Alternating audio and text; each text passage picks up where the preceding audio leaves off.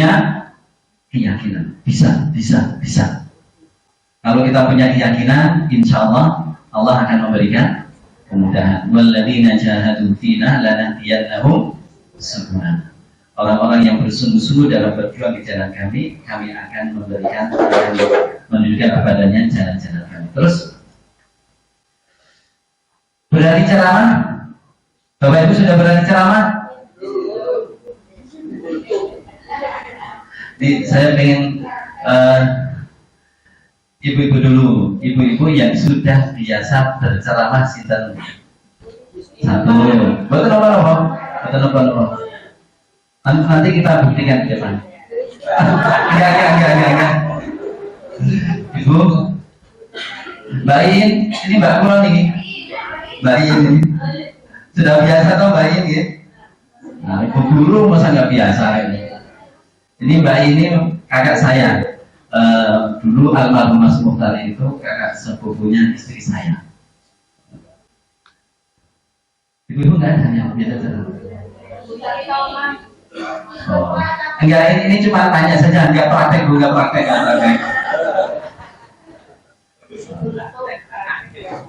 Ada ya, 1, 2 ya. Kalau bapak-bapak harus ngacung nih. Ini nggak jadi pelatihan kalau nggak ada yang sudah bisa ceramah itu. Kita soalnya mau belajar retorika, berani ceramah kan harus punya pengalaman sedikit banyak. Oh, saya sudah pernah gitu ya. Tapi saya yakinlah bapak-bapak ada sebagian besar yang sudah berceramah, sudah dapat jadwal ceramah Ramadan kan ya? Sudah atau belum? Belum, insya Allah nanti akan dapat. Jadi harus berani dulu. Berani, tapi nanti berani itu kan butuh modal, bukan hanya asal berani. Dan nanti ada, maka kita setidaknya harus punya ilmu apa yang akan kita ceramahkan. Terus struktur materi dalam membuat ceramah sebisa mungkin agar nanti sistematis itu kita bayangkan strukturnya dulu. Ini struktur dasar apa sederhananya gitu. Terus pertama pembukaan, kedua jembatan, ketiga isi, keempat simpulan, kelima penutup. Ada pembukaan, kemudian ada jembatan. Di jembatan itu setelah dalam awalnya kan basa-basi, kemudian ada penutup biar nggak jomplang. Oke. Nanti isi ini yang memenuhi, yang mayoritas ada di isi ini. Setelah isi nanti ada sedikit kesimpulan kalau perlu memberikan kesimpulan, dan terakhir adalah penutup. Secara umum ini isinya, strukturnya seperti ini. Ada sekali lagi, ada pembukaan, ada jembatan, ada isi, ada simpulan, ada penutup. Saya pinjam kertasnya ya, tadi fotokopi ada. Saya nulis apa di situ ya?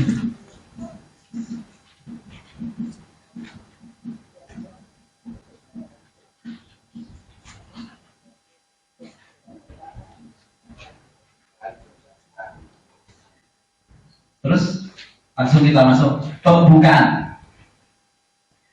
Saya baca ini ya, biar panjenengan bisa menyimak. Pembukaan ceramah dimulai dari penceramah berada di podium tempat yang disediakan setelah dipersilakan. Bisa jadi hanya berdiri gini, bisa jadi ada di mimbar. Penampilan pertama ini akan memberikan kesan yang lekat pada jemaah. Apakah penceramah dipandang kompeten atau tidak, ramah, acuh tak acuh, dan sebagainya. Oleh karena itu, agar ceramah berjalan dengan baik, tahap ini membutuhkan bahasa tubuh yang tenang, bahasa verbal yang lancar, dan kesiapan menyampaikan materi. Setidaknya meliputi hal-hal berikut. Pandangan pertama, memberikan kesan yang melekat. Pandangan pertama memberikan kesan yang melekat. Artinya, ketika seseorang itu naik podium, dia bahasa tubuhnya pede, ide, ya. Kemudian berani menatap audien, kemudian nanti baru menyampaikan salam dan semacam. Akan sangat berbeda kalau ini.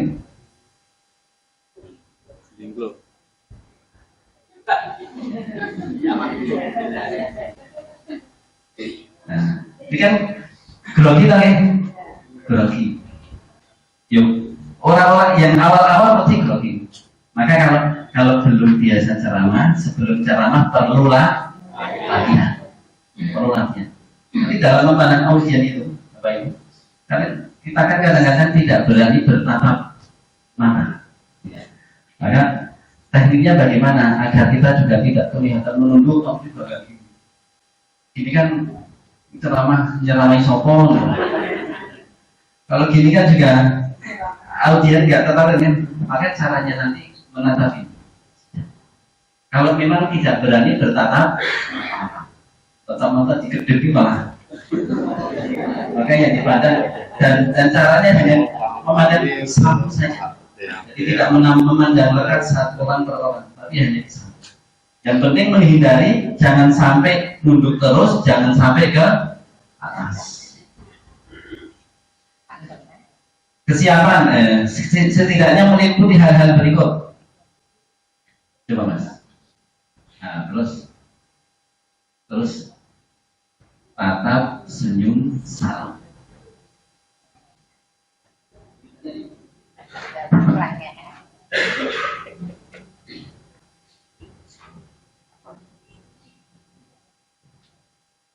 Tatap saja. Kalau tidak berani menatap mata, saya sama saja. Jangan menatap orang per orang. Grogi nanti. Nah, kemudian setelah itu senyum, kemudian mengucapkan senyum itu tidak harus gitu, enggak. Jadi senyum artinya ada, kita nggak meremut gitu kan beda.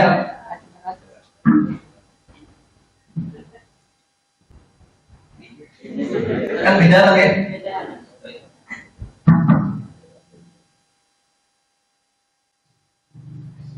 Assalamualaikum warahmatullahi wabarakatuh. Akhirnya kita memulainya dengan salam dan yang enak. Audien itu memandangi kamu juga enak. Itu nanti penampilannya, orang ini siap menyampaikan. Tapi kalau yang nunduk tadi, meskipun kadang-kadang ya sebenarnya dia pintar, tapi kesan pertama dari sini lagi anak kemarin sore kayaknya. Tapi hebat kemarin sore udah bisa ceramah. Tatap, senyum, salam. Kemudian yang kedua, hamdalah dan salawat. Kenapa hamdalah Bapak Ibu? Kita biasakan mengawali ucapan-ucapan yang baik, pesan itu dengan alhamdulillah. Bisa singkat, bisa panjang, disesuaikan. Alhamdulillahirabbil alamin wa bihi nasta'inu ala umuri dunya waddin dan seterusnya. Alhamdulillahi hamdan yuwafi ni'amahu wa yukafi'u mazida. Alhamdulillahi hamdan katsiran thayyiban mubarakan. Bisa kita variasi. Alhamdulillahi ghafiril dzambi wa qabilit tawbi syadidil iqabi. Kalau kita variasi itu kan nanti audien juga kayaknya rada pintar itu. Rodo itu kesan pertama lagi, kesan pertama. Memang dalam untuk bisa membuat audien mau memperhatikan kita ya kesan yang harus kita berikan ya kesan yang positif yang baik. Dan salawat dan seterusnya. Yang ketiga menyapa jamaah bila perlu dan disesuaikan situasi dan kondisi. Biasanya kalau menyapa jamaah itu kalau pas pengajian pagi, pengajian yang umum itu nih. Kalau pas ceramah tarawih ya bisa nggak apa-apa sih ceramah tarawih. Gimana bapak-bapak ibu sehat semuanya? Sehat. Tadi masih puasa tadi? Masih. Sudah dapat berapa? Nah, itu nggak apa-apa. Itu membangun komunikasi. Dan itu bapak ibu, kalau kita awalnya agak grogi, komunikasi seperti itu sedikit banyak mengurangi grogi. sedikit banyak bisa mengurangi grogi. Kalau dulu saya pernah diajari kalau grogi itu di sini dibakar. Ulangi. Terus saya praktekkan, saya tekan kenceng bisa grogi. Padahal sudah saya tekan kenceng agak sakit ya bisa grogi. Iya. Akhirnya memang untuk menghilangkan grogi itu perlu kebiasaan. Perlu kebiasaan. Misalnya, nanti belajar ngomong dulu ketika di rapat-rapat RT, rapat PKK. Nah, jadi kecil-kecil itu nanti kalau pas ceramah insya Allah sudah sedikit terlatih. Menyapa jamaah. Kalau khutbah Jumat jangan menyapa jamaah loh nih. Meskipun ya seandainya itu dilakukan juga tidak akan membatalkan karena itu ditanya oleh khatib. Boleh kita menjawab pertanyaan khatib. Tapi juga cuman tidak biasa. Gimana jamaah? Hari ini siapa yang ngantuk? Itu semuanya nggak ngantuk itu. Tapi aneh saja. 4. Hindari ungkapan yang menunjukkan tidak percaya diri. Misalnya, maaf saya kurang siap dan lain. Hindari. Meskipun sebenarnya ini kelihatannya menunjukkan tawadhu. Ya tadi. Maaf bapak-bapak ibu, sebenarnya saya kurang pantas untuk berdiri di sini. Itu kalau yang bicara seperti itu sudah punya jam terbang tinggi, itu menunjukkan dia tawadhu. Tapi kalau baru-baru saja berarti memang dia kurang panas. Karena dalam konteks ini kan kita memberi kesan nih, memberi kesan. Tapi kita juga tidak perlu saya akan menyampaikan ceramah yang luar biasa. Nggak perlu juga, ya. Karena masalah ceramah luar biasa itu kan penilaian orang. Itu penilaian orang. Saya ingat itu kalau pas anak-anak pondok itu kan biasanya kan ada latihan khitbah bahasa Arab nih. Biasanya mereka katakan, sering kali saya dengar dulu waktu masih di Mahat Abu Bakar, ada mahasiswa-mahasiswa yang kita minta untuk menyampaikan ceramah setelah sholat zuhur. Ada yang katakan, di hadil munasabah mubarak, sa'ulki ilaikum khutbatan ra'i'atan. Dalam kesempatan yang tidak ini, saya akan menyampaikan khutbah yang luar biasa. Yang menilai luar biasa siapa? Itu sebenarnya nggak boleh. Karena itu sama dengan memuji sendiri. Kalau insya Allah saya akan menyampaikan tema, enggak apa-apa. Jadi hindari ungkapan yang menunjukkan tidak percaya diri. Misalnya saya kurang siap, atau misalnya saya hanya ini sebenarnya tugasnya si kurang, tapi karena nggak ada saya disuruh mewakili. Ya, saya terpaksa akhirnya ceramah. Ini menunjukkan kalau dia kurang siap. Meskipun kondisinya seperti itu, jangan disampaikan. Karena akan menyebabkan kurangnya perhatian audiens. Meskipun katakanlah meskipun sebenarnya kurang siap, tapi jangan disampaikan. Karena akan mengurangi perhatian dari audiens. Disimpan saja. Kalau di sini saya puji audiens, ya. Itu kalau bisa dilakukan sapa audiens atau puji audiens itu dalam ceramah-ceramah besar. Kalau yang biasa, kalau puji audiens artinya apa? Audiens itu sering saya sampaikan ketika isi pengajian tahajud. Absen dulu ya, mana yang dari Karangdowo. Nah, itu pengajiannya di Prambanan dari Karangdowo. Nah, cukup luar biasa ibu-ibu dari Karangdowo. Tadi berangkatnya jam berapa? Luar biasa. Itu kan membangun komunikasi tadi. Dan itu untuk ceramah yang besar memang yang audiennya banyak memang perlu. Agar ada perhatian kepada penceramah. Kalau tidak seperti itu, kita langsung pembukaan. Mereka kan masih, kalau orang banyak kan masih ngobrol, bisa jadi ngobrol sendiri. Dan apalagi kalau sound systemnya kurang bagus, itu serius bungok-bungok malah langsung. Kemudian sampaikan durasi waktu ceramah. Nah, ini namanya kontrak belajar. Sampaikan durasi waktu ceramah. Insya Allah dalam pertemuan ini nanti 45 menit ke depan kita akan belajar bersama-sama. Ngomongnya 45, tapi nanti bisa 1 jam.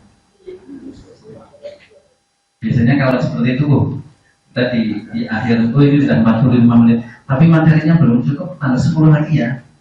10 menit lagi ya. Oh iya, sudah 10 menit, oh ini penutupan ini, padahal 5 menit. Jadi semuanya jadi 1 jam.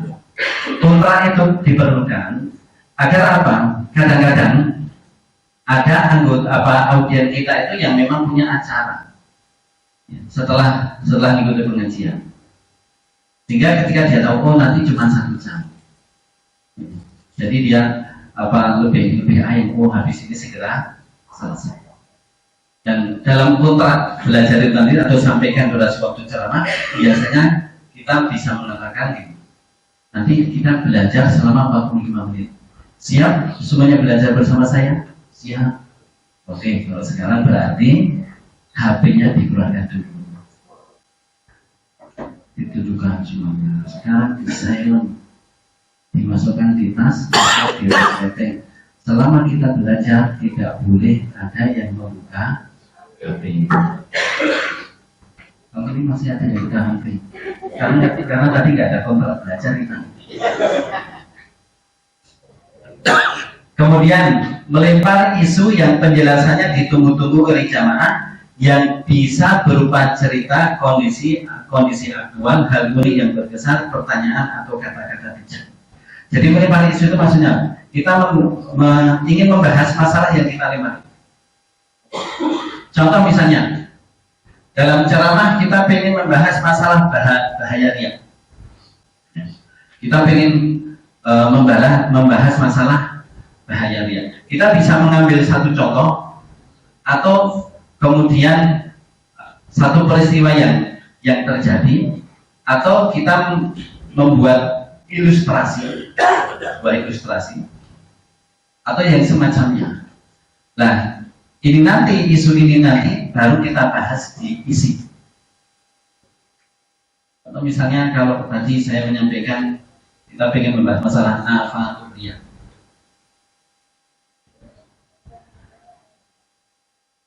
Misalnya kita nyampaikan tadi yang dalam sebuah hadis, Bapak Ibu, kita semuanya ingin masuk surga.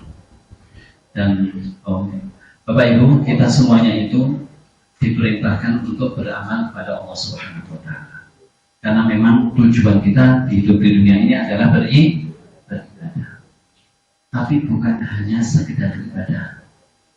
Ibadah yang kita dituntut melaksanakannya adalah ibadah yang benar-benar baik, yang nanti diterima oleh Allah Subhanahu wa Ta'ala.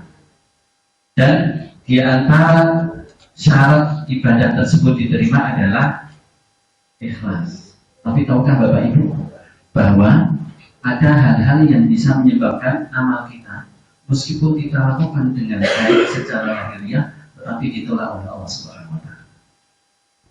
Pernah dengar masalah riya? Pernah. Riya itu apa? Nah, baru kemudian nanti memberikan definisi, kemudian masuk ke, kalau dalam ceramah umum yang durasinya kurang lebih satu jam, 1/4 jam, melempar isu itu bisa kita perpanjang 10 menit, 15 menit. Ya, tergantung cara kita menyampaikan saja. Sehingga kenapa ini penting? Audien itu bisa menangkap yang akan disampaikan masalah ini. Kalau kita sudah mengatakan bahaya riya itu akhirnya bahaya riya kan berarti audien itu akan bertanya-tanya kira-kira bahayanya apa, kerugian apa yang akan diterima oleh orang yang ketika beramal dia riya. Itu nanti yang ditunggu. Maka nanti harus disebutkan bahayanya, ada definisi, kemudian di antara bahaya-bahayanya 1, 2, 3, 4, 5 dan ada C. Nah, 1, 2, 3, 4, 5 itu isi yang nanti bisa kita kembangkan ketika kita menyampaikan isi tersebut. Contoh yang lain, misalnya kita pengen memotivasi audien untuk puasa. Hari ini tanggal berapa Bapak Ibu? Oh, hari ini tanggal 1, katakanlah 1 Maret. Hijriahnya berapa? Oh ya, kurang lebih kalau 1 Maret itu ya hijriahnya tanggal 20 Sya'ban. Nah, hal seperti ini perlu sedikit berpikir, oke? Audien diadakan sedikit berpikir. Nah, berarti kalau sekarang tanggal 20 Sya'ban, sebentar lagi kita akan masuk bulan Ramadan. Sudah siap belum masuk bulan Ramadan? Ada yang menyebut siap, ada yang belum. Yang sudah siap-siap apa? Siap niat Pak. Yang belum kenapa? Belum niat Pak. Nah, baru nanti masuk bulan Ramadan. Kita memotivasi terkait masalah Ramadan, kita munculkan. Jangan sampai bulan Ramadan itu kita anggap seperti bulan-bulan yang lain. Karena bulan Ramadan itu utamanya. Jadi ada satu pancingan kepada audien terkait apa yang sebenarnya kita ingin sampaikan. Kalau yang kedua ini keutamaan bulan Ramadan. Kemudian baru nanti 1, 2, keutamaan 1, 2, 3. Kalau saya pribadi lebih senang menomor. Kalau misalkan nomor 1, kerugian yang nomor 1, keuntungan nomor 1, 2, 3 dan seterusnya. Dan itu daripada kita tanpa memberikan nomor, kan audien kan lebih gampang untuk nyatet kalau mau mencatat. Kemudian yang berikutnya, substansi pembukaan. Terus ciptakan kegelisahan atau ciptakan kebutuhan. Menciptakan kegelisahan dulu. Menciptakan kegelisahan artinya kalau misalnya kita tadi bercerita tentang kerugian, bahaya. Orang, ruginya apa ya? Bahayanya apa ya? Atau menciptakan kebutuhan. Kita tahu bulan Ramadan itu bulan yang luar biasa, yang penuh berkah. Oh, berarti saya butuh. Nah, bagaimana saya harus mengisi bulan Ramadan? Ada 2 kunci. Ciptakan kegelisahan itu dia ada sesuatu yang perlu kita hindari. Contohnya tadi misalnya bahaya riya atau bahaya riba dan semacamnya. Kita ingin menanamkan di pelemparan isu tadi bahwa riya itu bahaya, riba itu bahaya, atau kalau masalah hasad itu bahaya. Sehingga orang itu jadi gelisah. Bahayanya apa? Lalu nanti akan diuraikan di dalam isi. Demikian pula kalau kebutuhan itu nanti masalah pahala, masalah masuk surga. Nah, sebenarnya masalah 2 itu saja. Ada kegelisahan, ada kebutuhan. Tapi tidak selalu yang namanya kebutuhan itu adalah sifatnya sudah. Kalau kita mau bicara masalah akhlak, ya nanti keuntungan ketika kita berakhlak baik keuntungan duniawi maupun keuntungan. Kalau kita mau ingin bicara masalah bisnis yang halal, nah maka yang dikaitkan dengan keuntungannya apa, bisnis yang halal, kerugiannya apa kalau kita bisnis yang tidak halal dan seterusnya. Terus peserta merasa membutuhkan materi ceramah. Jadi inti ketika kita memunculkan, menciptakan kegelisahan atau memunculkan kebutuhan, itu akan menjadikan peserta merasa membutuhkan materi ceramah. Jika dalam pikiran audien ini, wah ini gue banget ini, saya butuh ini. Terus membuat peserta merasa yes, ceramah ini gue banget. Terus pembukaan, kita bisa membuat cerita, terus lalu ini berkesan, bertanya, quotes atau kondisi agama. Misalnya cerita, saya pengen ceramahnya masalah nikmat, masalah bersyukur atau macam-macam nikmat. Tadi Bapak Ibu atau kemarin saya pergi ke rumah sakit. untuk menjenguk seseorang, tapi tidak perlu disebut nama lagi. Orang yang saya jenguk itu dia karena sakit sesak nafas, maka dia harus pakai oksigen, dipasang oksigen. Tahu nggak berapa harga oksigen? Ya, cukup ya. Kalau seperti ini, setidaknya kita punya data berapa harganya. Dan itu dicari di web bisa ya.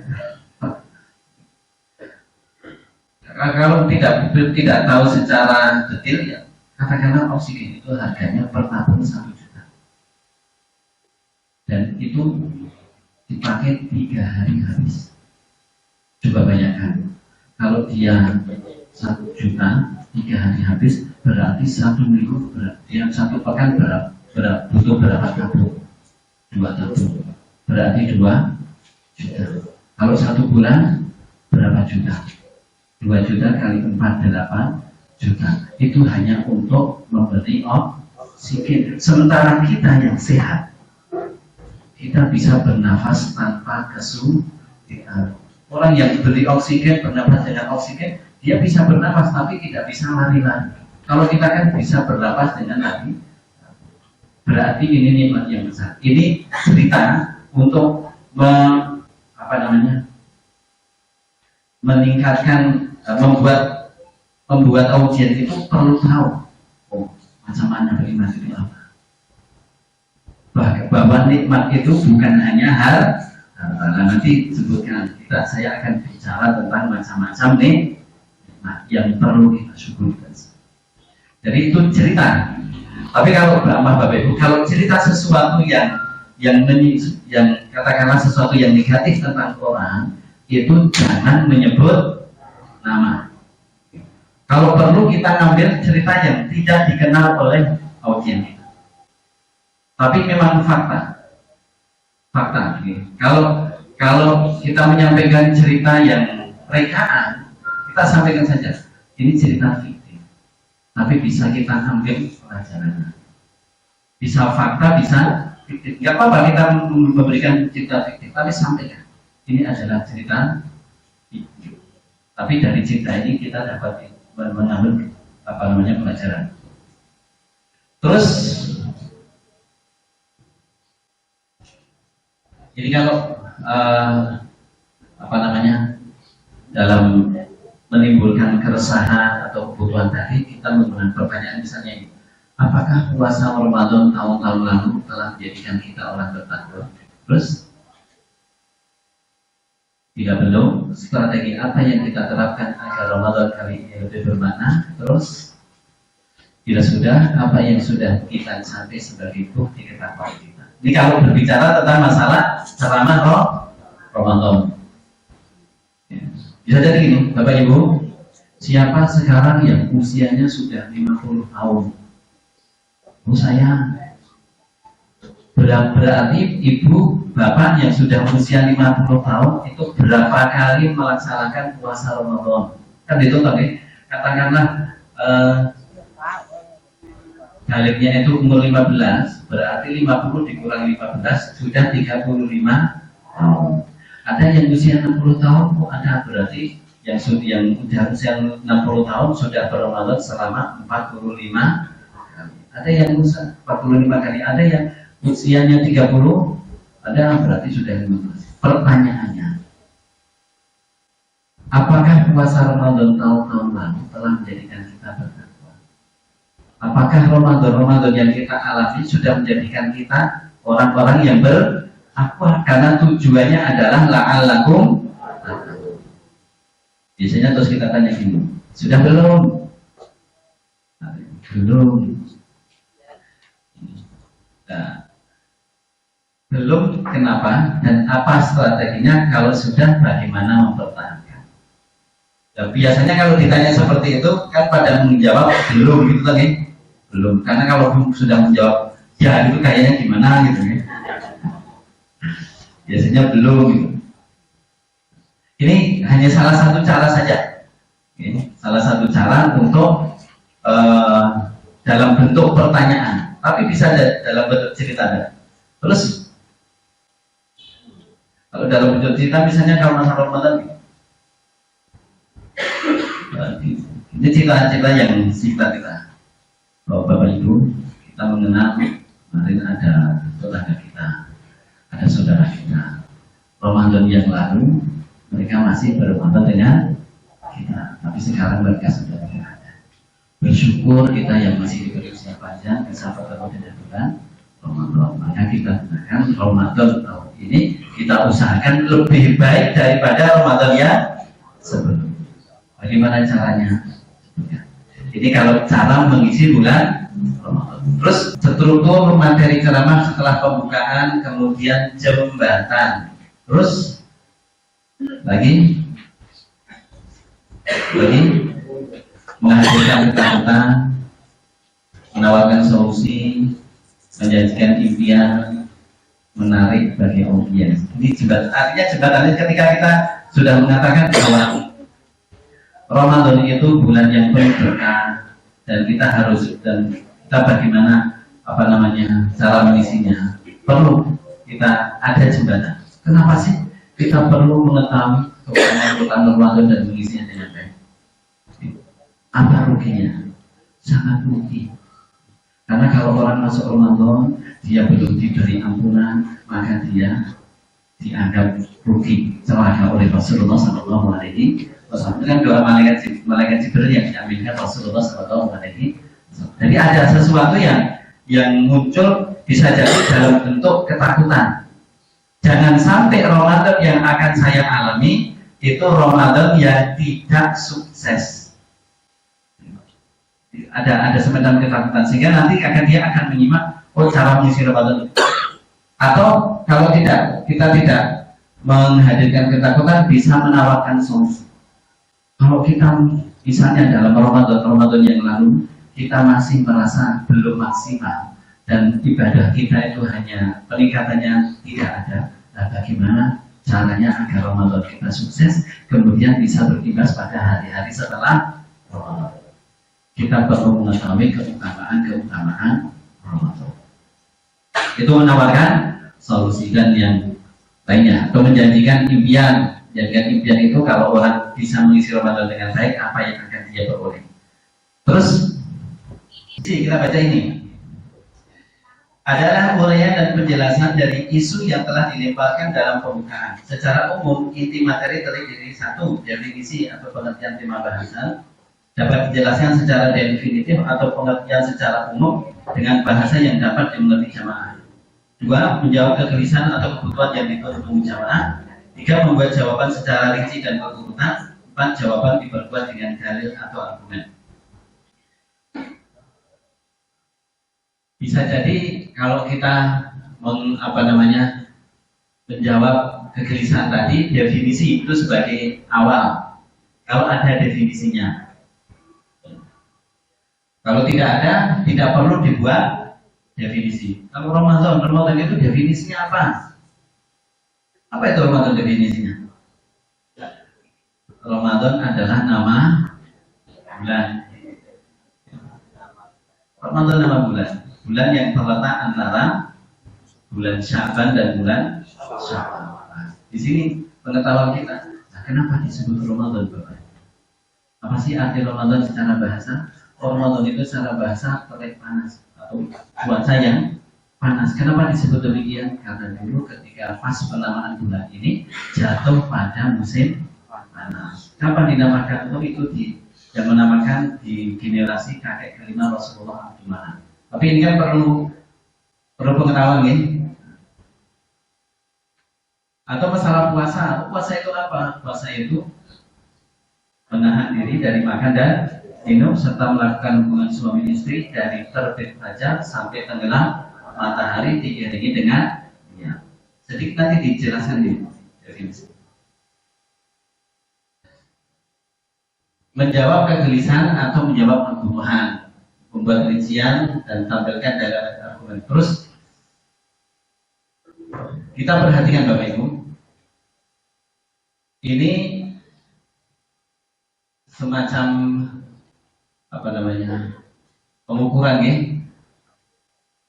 bagaimana minat atau perhatian dan minat para audiens. Coba klik lagi. Nah, isi terus lagi. Terus nah, terus maksud saya gini. Biasanya ini kan fokus perhatian. Perhatian audien itu mereka masih memperhatikan ketika pembukaan. Tapi masuk diisi ternyata mereka ngantuk, bosan. Baru memberikan perhatian ketika kita cukupi pertemuan pada siang hari ini dengan mengucapkan hamdalah. Jadi di intinya malah hilang. Maka seorang penceramah harus berusaha agar fokus perhatian yang kuning-kuning itu stabil, jadi tidak turun. Ya kalau turun dikit nggak apa-apa, tapi nanti dinaikkan. Ya, yang apa namanya, titik krusialnya di sini dan titik sulitnya di sini. Ya lagi kalau pas pembukaan, saya yakin kalau kita salam banyak yang perhatikan. Apalagi kalau wassalamualaikum warahmatullahi wabarakatuh, banyak sekali yang memperhatikan sambil lewat tas ini.